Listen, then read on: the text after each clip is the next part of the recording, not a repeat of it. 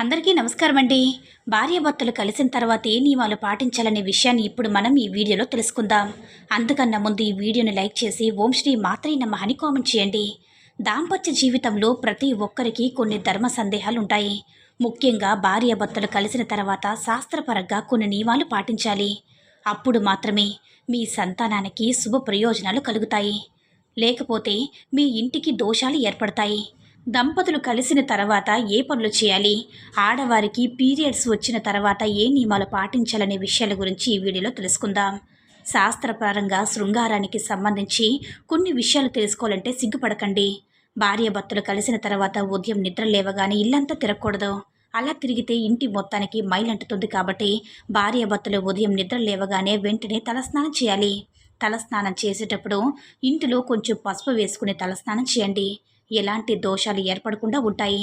మీకు ఆడవారు తలస్నానం చేసి తప్పనిసరిగా ఇంటిని శుభ్రం చేసుకోవాలి. ఇల్లంతా శుభ్రం చేయలేని వారు ఇంట్లో పసుపు నీళ్ళు చల్లుకోండి. ఇల్లు మొత్తం చక్కగా శుద్ధవుతుంది. అలాగే మంచం పైన దుప్పట్లు తీసేసి తప్పనిసరిగా ఉతుక్కోవాలి. ముఖ్యంగా సంతానం కోసం ప్రయత్నించే దంపతులు ప్రతిరోజు దీపారాధన చేస్తే మంచి సంతానం సిద్ధిస్తుంది. ముఖ్యంగా కొన్ని పవిత్రమైన తిథుల్లో భార్యాభర్తలు కలవకూడదు. ఒకవేళ కలిస్తే మాత్రం భార్యాభర్తల మధ్య ప్రేమ తగ్గి గొడవలు ఏర్పడతాయి. కాబట్టి శాస్త్రాల ప్రకారం భార్యాభర్తల పొరపాటు కూడా కొన్ని ముఖ్యమైన తేదీల్లో కలవకూడదు. ముఖ్యంగా పౌర్ణమి నాడు భార్యాభర్తలు కలవకూడదు. పౌర్ణమి రోజున లక్ష్మీదేవి సంచరిస్తుంది. పౌర్ణమి రోజున లక్ష్మీదేవిని పూజిస్తే ఇంటి సంపద బాగా పెరుగుతుంది. అలాగే అమావాస్య రోజున కూడా భార్యాభర్తలు కలవకూడదు. అమావాస్య నాడు దుష్టశక్తులు సంచరిస్తాయి.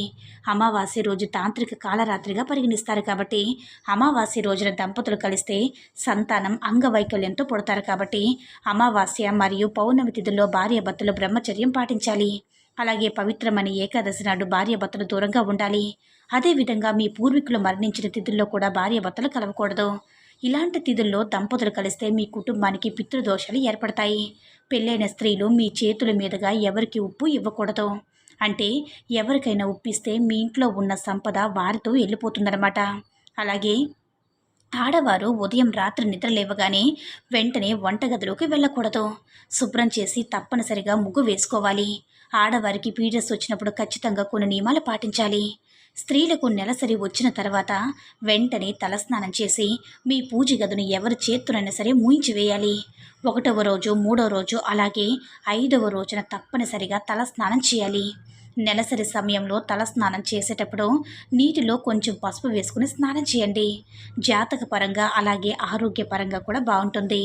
కొంతమంది ఇళ్లలో ప్రతిరోజు దీపారాధన చేస్తూ ఉంటారు. అలాంటి ఇళ్లలో మైల వచ్చినప్పుడు ఆ ఇంటి పెద్ద పూజ గదిలో దీపం పెట్టుకోవచ్చు. ఇక నెలసరి 5వ రోజున నీటిలో కొంచెం ఉప్పు వేసి ఇల్లంతా శుభ్రంగా తుడుచుకోవాలి. నెలసరి 5 రోజులు పూర్తయిన తర్వాత శుద్ధి చేసుకోవాలి. అలాగే మీరు ఉపయోగించిన దుప్పట్లను కూడా ఉతుక్కోవాలి. అప్పుడు మాత్రమే ఇంటికి మైలు తొలగిపోతుంది. వెంటనే శుద్ధి చేసుకుని పూజ గదిని కూడా శుభ్రం చేసుకోవాలి. నెలసరి 5వ రోజున ఇంట్లో దీపం పెట్టుకోవచ్చు. నెలసరి పూర్తయిన తర్వాత ఇంటిని శుభ్రం చేయకుండా పూజలు చేస్తే అలాంటి ఇళ్లలో దేవతలు అస్సలు ఉండనే ఉండరు. ఎన్ని పూజలు చేసినా ప్రయోజనం ఉండదు. అదేవిధంగా మీ భర్త ఇంటి నుంచి బయటికి వెళ్ళేటప్పుడు మీ భర్తకు కుంకుమ బొట్టు పెట్టండి. ఇలా చేస్తే మీ ఇంటి ఐశ్వర్యం పెరుగుతుంది.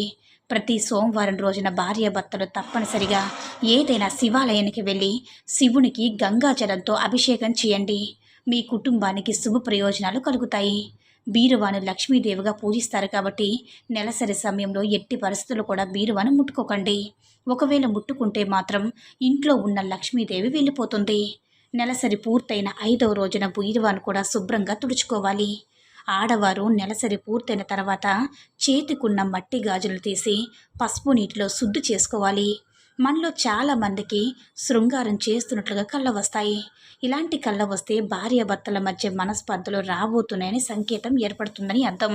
అలాగే మనలో కొంతమందికి కలలో పాములు కనిపిస్తూ ఉంటాయి.